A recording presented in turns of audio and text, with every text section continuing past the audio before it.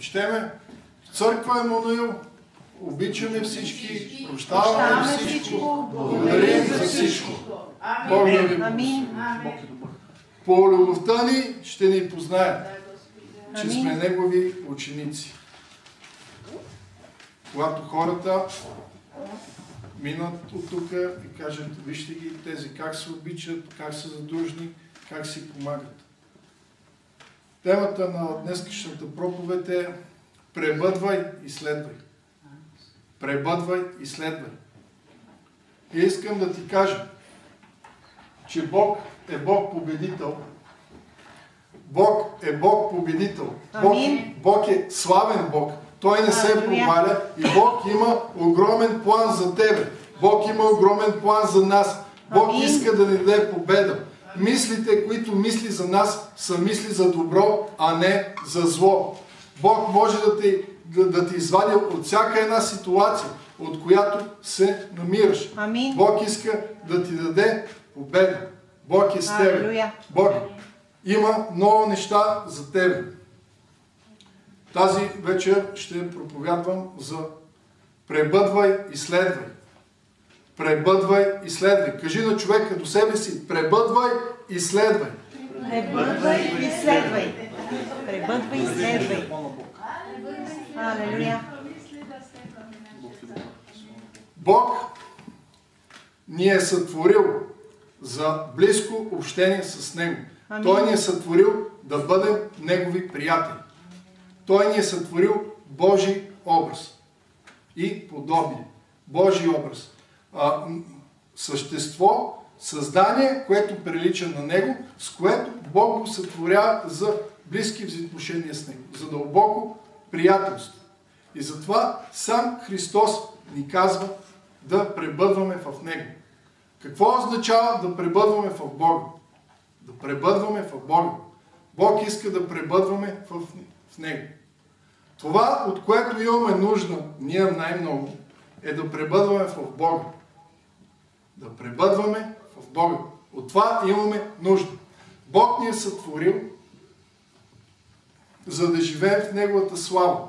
Амин. Смисъла на човешкия живот е да опознаеме и да възлюбим Бога. Да пребъдваш означава да пребъдваме в Бога, означава да бъдем заедно с Него. Да не губиме контакта с Него. Да не губиме връзката с Него. Да не губиме общението с Бога. Това означава пребъдвай. Това означава пребъдвай. Обаче ние виждаме в Библията, че Господ казва и следвай. Казва следвайте. Казва, който иска да върви след мене, нека се откаже от себе си, нека вземе кръста си и така нека да ме последва. Бог сътвори човечеството в лицето на Адам и Ева в Едемската градина, в райските условия на рая и за да общува с Него, да живее в Неговата слава.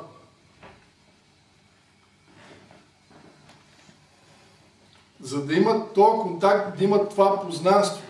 Бог и човека лице в лице. След това човека се греши и отпадна от това взаимоотношение и след това Бог дойде в телесен образ.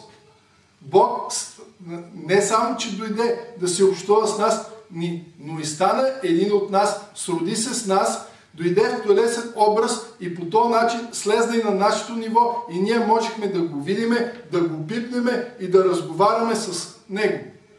Исус Христос е Бог човек. 100% Бог и 100% човек. В Неговата, в личността на Исус Христос, историческата личност Исус Христос обладава цялата пълнота на Божеството. Както е казал той на апостол Филип, ако сме видяли Него, сме видяли самия Отец. Това е общение. Бог ни преследва.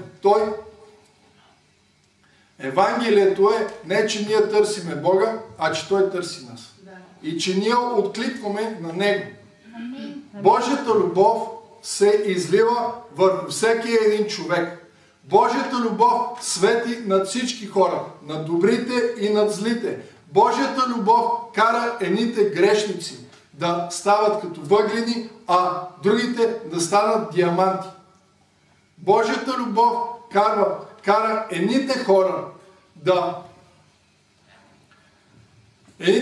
да разцъфват като роза, да стават все по-хубави, все повече да приличат на Бога, все по-богообразни да бъдат, да приличат на ангели, а другите ги прави все по-лоши и по-лоши и по-лоши.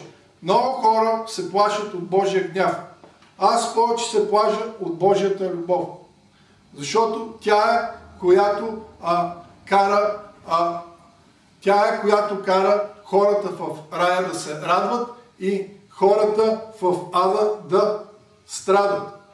Когато Господ каза притчата за блудния син, там много ясно се вижда, че когато той излезна и говори на по-голямия син, говореше му с любов да се върне в тържеството, да дойде, големия син все повече и повече безнеше, повече се ядосваше. Тая любов на бащата, това милосърдие на бащата, това го караше да безнее повече. Но, както и да е, сега говорим за пребъдвай и следвай. Нашето спасение е да познаваме Бога.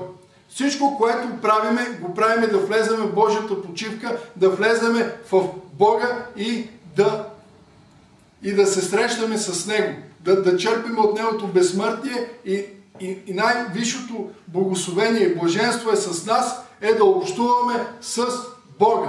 Всичко това, което правиме, е да пребъдваме с Бога. Но не можем само да пребъдваме с Него.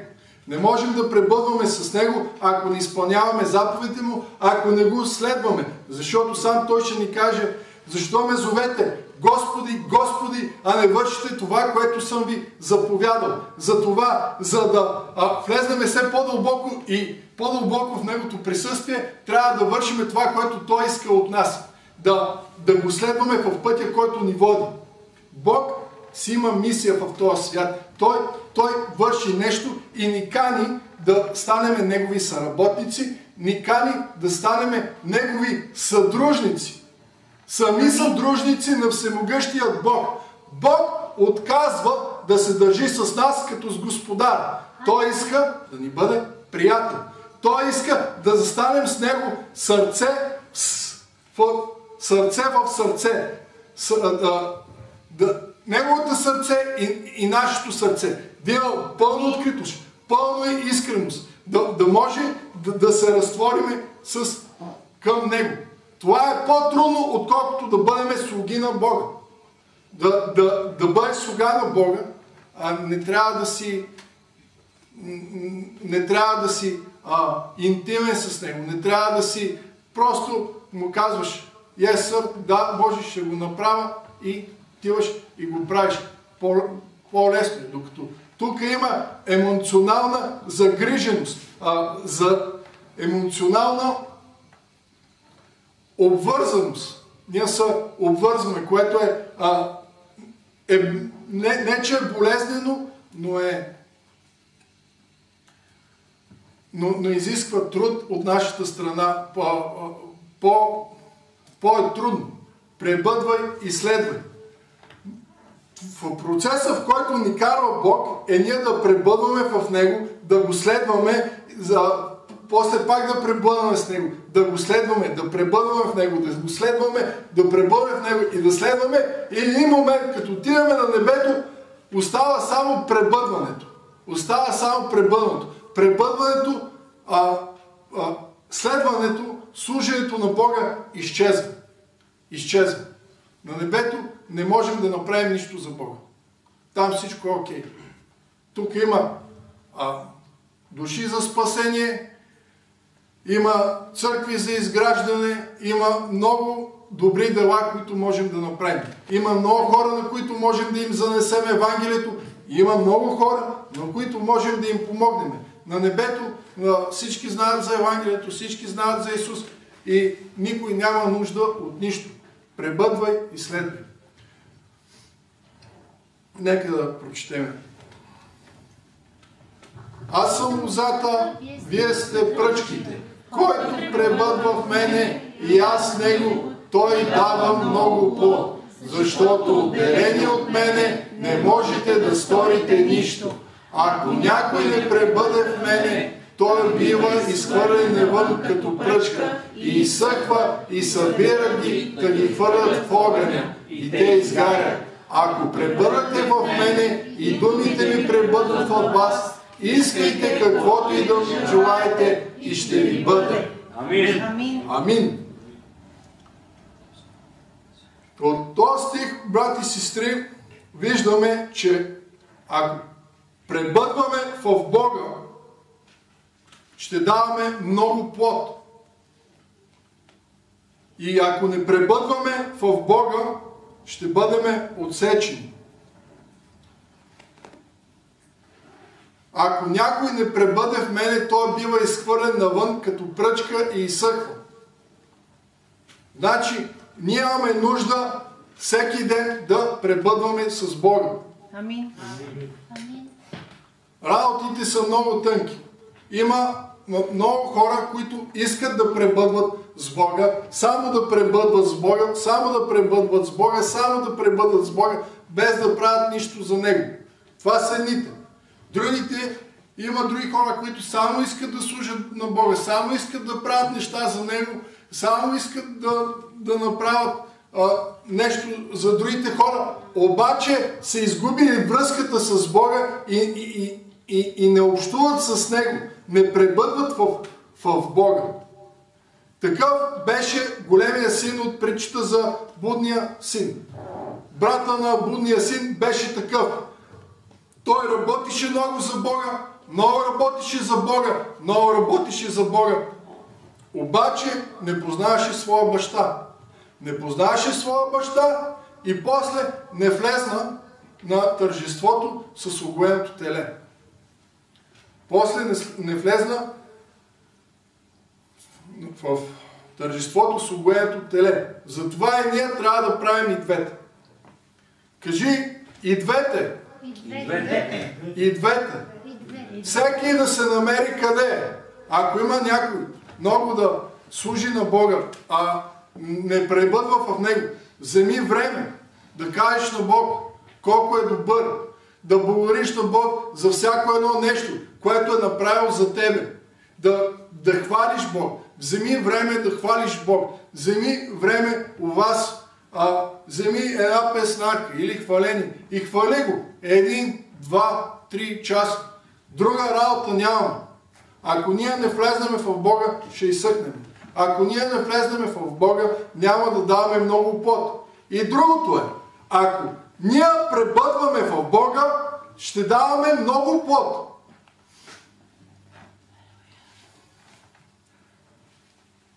Който пребъдва в Бога, той дава много плод. Това става автоматично. Ние се целиме да пребъдваме в Бога. Да пребъдваме в Бога. И тогава почваме да даваме много плод, много плод, много плод, много плод и се прославя Неговия небесен Отец. И ние все повече влизаме в Божието сърце и в вечното блаженство на вечния живот. Бог да ви благослови. Амин.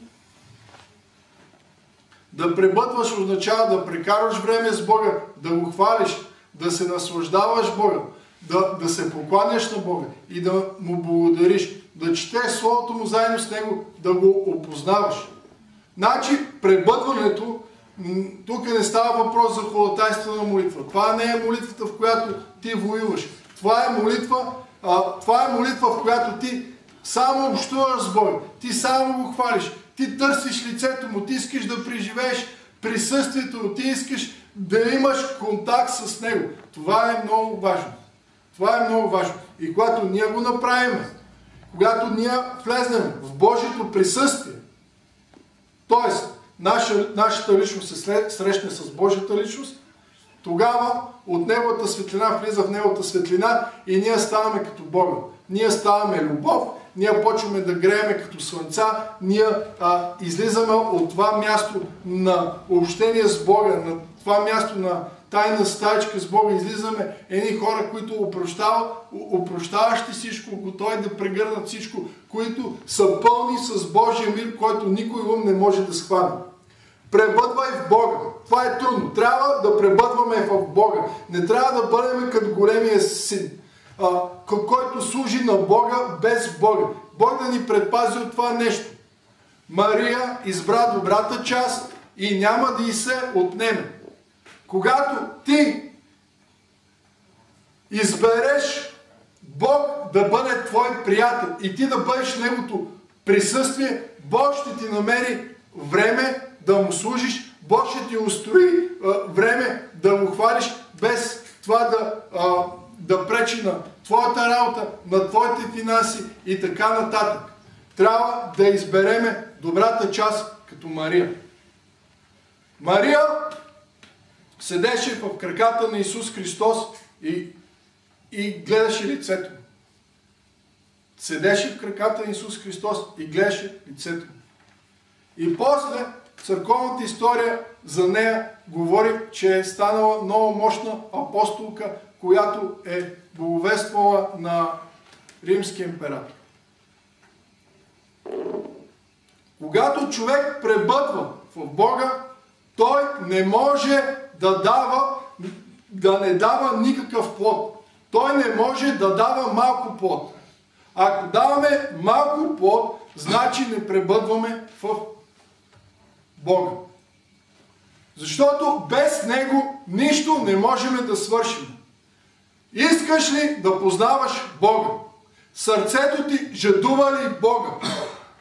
Това е нашето предизвикателство. Да не търсиме Бога само да направи нещо за нас, а да търсиме Бога за нас, заради Него самия. Амин. Това е една такава коректна позиция на нас спрямо Бога. Бог иска от нас да бъдем поклонници. Да пребъдваме в Бога означава дълбоко поклонение. Дълбоко поклонение и дълбоко неразривно единство с всемогъщият Бог. Амин. Да познаваш Бога е много, много важно. И ако не познаваме Бога, нищо не правим. Нищо не сме направили. Всичкият труд е да влезнем в Неговата почивка. Сега, има едно изказване, всичко да правим от Божията почивка. Това е така. Но ние, има моменти, когато познаването на Бога е преди покорството. Познаването на Бога е преди покорството. Ние първо трябва да опознаем Бога и после автоматично почваме да му се покоряваме. Преди това не могат да стават нещата. Но после трябва да се завърти този цикъл. Трябва да се завърти от този цикъл и да стане като една лавина, все повече и повече да расте.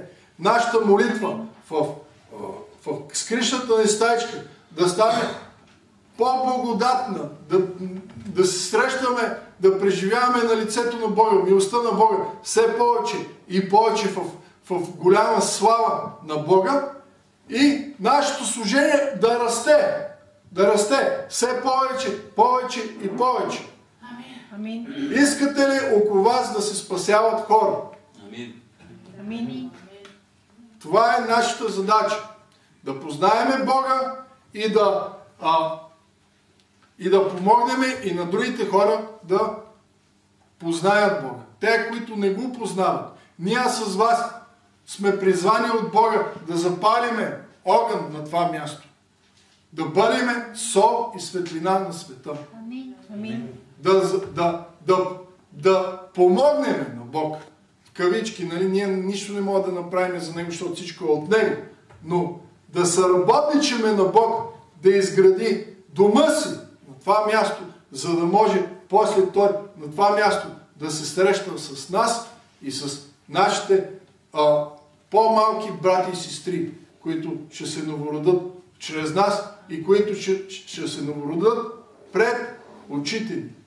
Вярвате ли в съживление? Амин. Бог не може да губи. Бог толкова много възлюби света, че даде своя единороден син, за да не погине нито един, който вярва в него. Амин. И Бог ще направи съживление. Стига ние да вярваме и да му съдействаме и да го следваме. Следващия. Тогава Исус каза на учениците си: ако иска някой да дойде след мене, нека се отрече от себе си, нека вдигне кръста си и така нека ме следва. Амин. Амин. Ако иска някой да дойде след мене, това е покана, брати и сестри. И сега идва второто. Бог иска от нас ние да го следваме. Но ние не можем да следваме Бога просто така с гори ръце. Не можем да го следваме така, все едно сме отишли в питник в планината с една раничка. Ние можем да го следваме единствено, ако нашия кръст е на нашите ramена. Кръст! Ако някой не се отрече от себе си, Бог не иска да ни обезличи. Бог не иска ние да бъдем проклети. Бог не иска ние да бъдем бедни. Бог не иска ние да бъдем болни. Бог не иска ние да бъдем огнетявани от депресия, от демони, да бъдем мачкани от всички. Бог не го иска. Но тук казва, който се отрече от себе си. Какво си има предвид? Злите си желания. Когато твоята воля излезне в разрез с Божията воля, тогава ти трябва да се откажеш от това твое намерение, което те отделя от Бога. Това си има предвид да се отречеш от себе си. Не да казваме ние сме нищо, не да казваме нали, Бог не иска нищо да ни даде. Кръста. Бог иска от нас да си вземем кръста. Тук сега дявол е направил много неща. Има кръстове от дявола. Те кръстове трябва да се махат. Някой казва, Бог иска да съм болен. Бог искам да съм беден. Не иска. Бог не иска нито да си болен, Бог не иска нито да си беден, Бог не иска да си никой. Той иска да си някой. Той те обича с вечна любов, ще продължи да ти показва милост и Той те зове по име. За Него ти си някой. Ти не си никой. Затова важно е да разберем кой е нашия кръст. Кръста означава Божиите заповеди. Божиите заповеди. Христовите заповеди. Това означава кръст. Да следваш означава да се посветиш, да служиш на Бога. Това означава, брати и сестри, да следваме Бога. Обаче кръста трябва да ни е на рамената. Кръста означава Христовите заповеди. Молитвата, особено когато си изморен, особено когато не ти се моли, особено когато дистанционното те владее, те е вкарал в плен или смартфона те владее и ти си като хипнотизиран и не мога да спреш да го гледаш. Бог иска да го следваме с нашия кръст. Прошката. Това е много болезнено. Но когато човек се научава да прощава, той лети като гълъб в небесата. Той е блажен, той е щастлив, той е радостен. А когато ние задържаме в себе си непростителност, тогава Господ ни предава на мъчителите и биваме измъчвани от зли състояния, докато не платим и последния контракт. Това става с всеки от нас, когато не простим на някой. Когато не простим. Когато простиме, няма проблеми. Тогава влизаме в Божието обещание. Даване.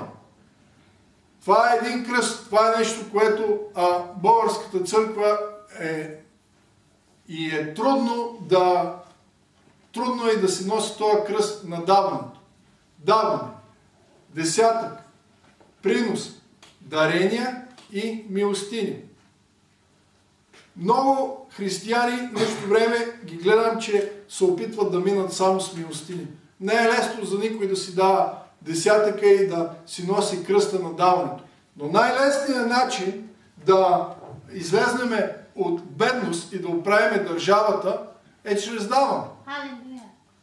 Е чрез даване. Защото когато даваме, Господ ще смъмри поглъщател. Ще смъмри мафията, ще смъмри корупцията. Когато всеки от нас си носи този кръст на даването.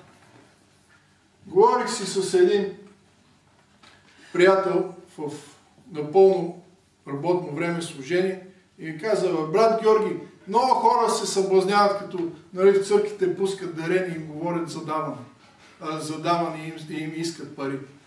И аз му казах: това е положението. Това е положението. Казах му: защо не се съблазнат, че трябва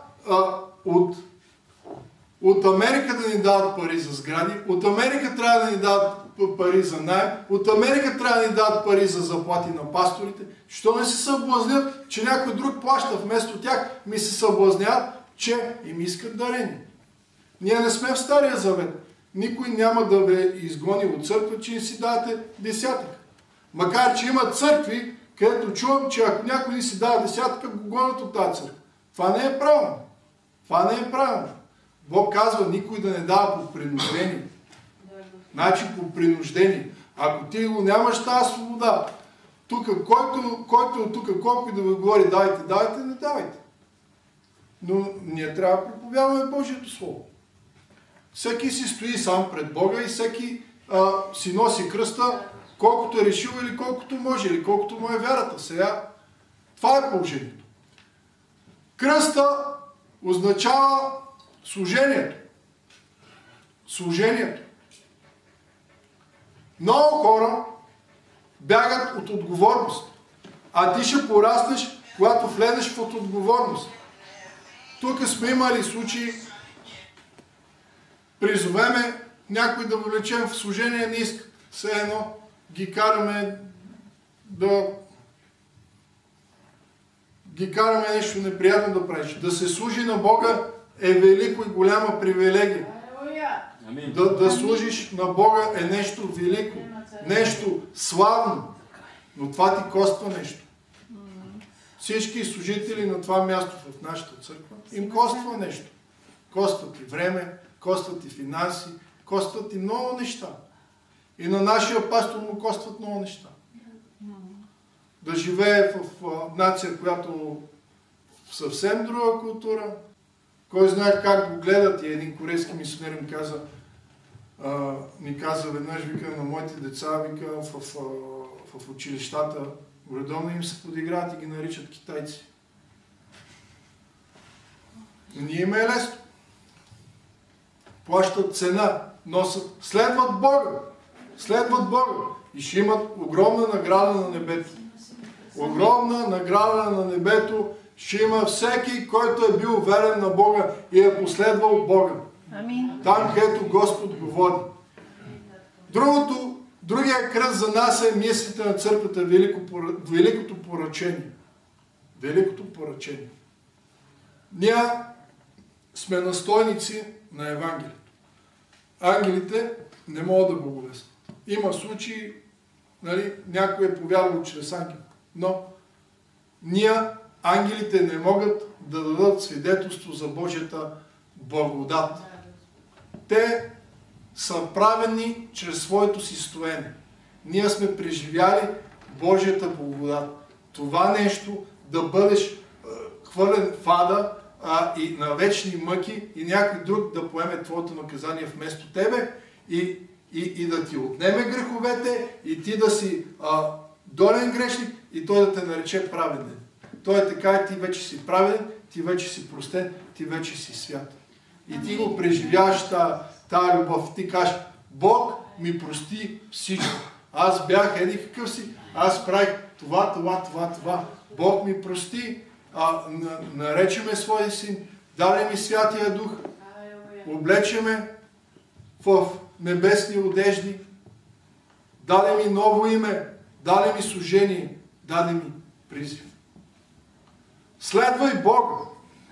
Бог кани нашата църква. Говорим за нашата църква.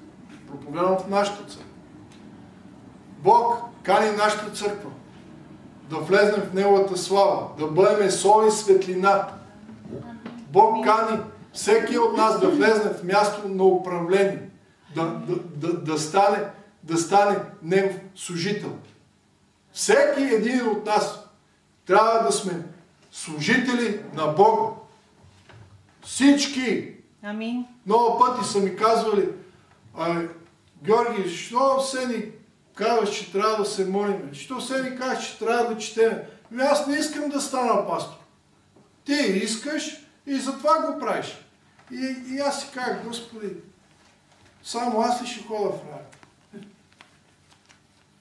Всички.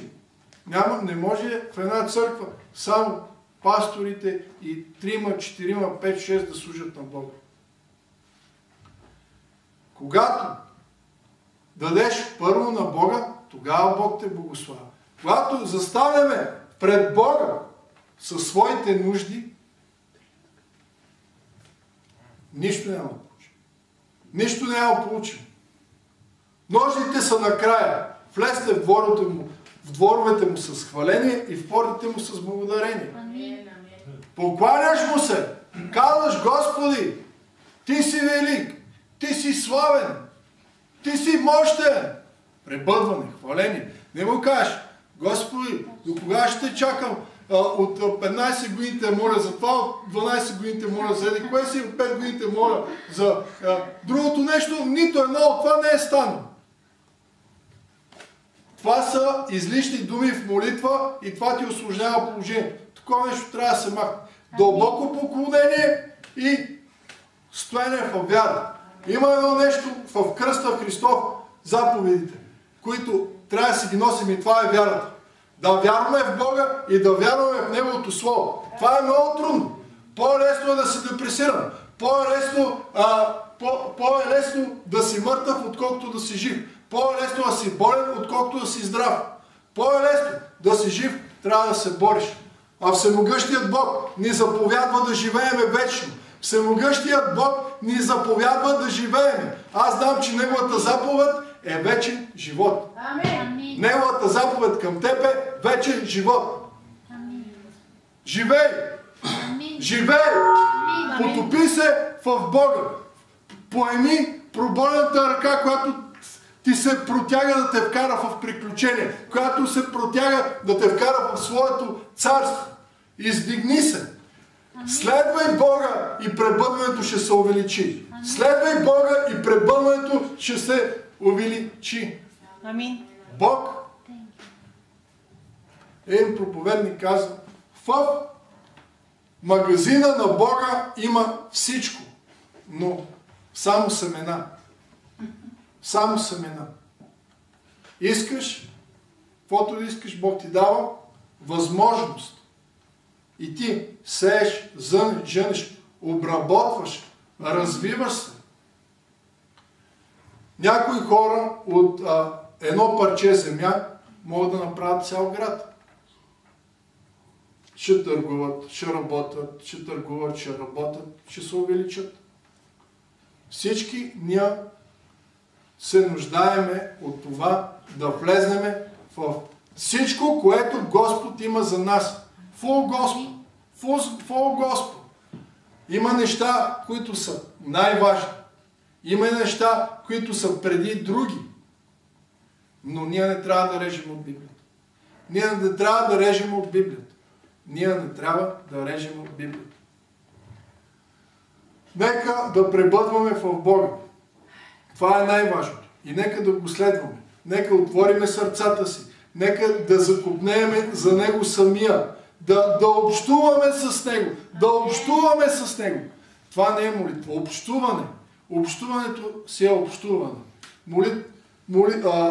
Молитвата е повече, нали си има предвид, като се молиме, вече заставаме и ходатайстваме.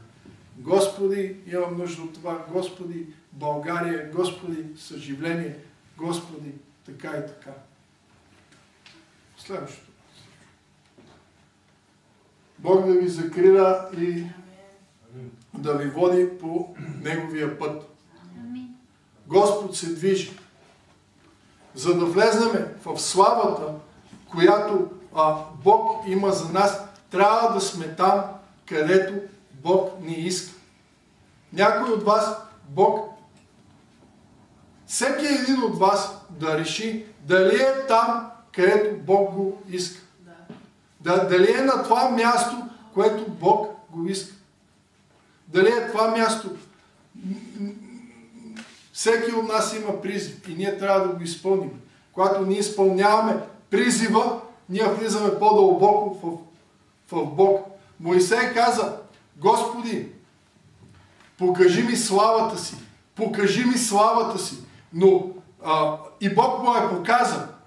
Но когато той го каза, той вече се беше изпретелил с Бога. Той беше станал много голям приятел с Бога. Словото казва, че Моисей и Бог бяха приятели и си говориха както човек си говори с приятел. Това беше дело и на двамата. Моисей трябваше да откликне. Бог иска това със всеки един от човек. Но го прави от степента на отклика на всеки един от нас. Ние казваме колко Бог ще присъства в живота ни. Ние казваме колко голям приятел ще ни бъде Бог. Ние го решаваме. Ние го решаваме. И това е едното нещо. Да отидем там, където Бог ни иска. От една страна, ние не трябва да избързаме. Не трябва да вземаме върху себе си кръстове, които Бог не ни е сложил. Не трябва да сложим върху себе си товари, които Бог не ги иска от нас да ги носиме или не ги иска сега да ги носим. Не можем да си припишеме служение върху нас, каквото Бог още не ни е дал. И да се опитваме да свършим работа, за която не сме овластени от Бога. Но в същото време ние не трябва да изоставаме. Ако Бог те кани, те призовава в дадено служение, в дадено дело, действие, всички ние сме призовани за молитва. Всички ние сме призовани за вечен живот. Всички ние сме призовани да благовестваме. Да благовестваме. Да бъдем свидетели на Исус Христос. Но да бъдем свидетели на Исус Христос, трябва да го познаваме. Познаваш ли Бога? Ако го познаваш, задълбочи познанството си с Него. Задълбочи познанството си с Бога. От това имаш нужда. Давид каза: с тебе ли съм, нищо ми не трябва. От това имаме нужда. Парите не могат да ни сгреят.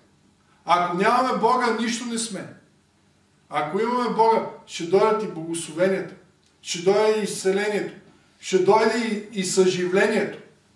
Ние наистина трябва всичко да правим от момент на почивка в Бога. Трябва да правим всичко от място на препълване, от място на препълване, от пребъдване. Когато сме в Бога и пребъдваме в Него, и в един момент ние се препълваме, изпълваме със Святия Дух и после не можем да не отидем да го раздадем. Той си става от само себе си. Ти вече в тебе го имаш. В тебе го имаш и отиваш го раздаваш. Защото преливаш, искаш и другите да го имат. Пък и Бог ни е призвал към това нещо. Казва: духа не угасвайте. Две неща са казани за Святия Дух. Не огорчайте Святия Дух и не го угасвайте.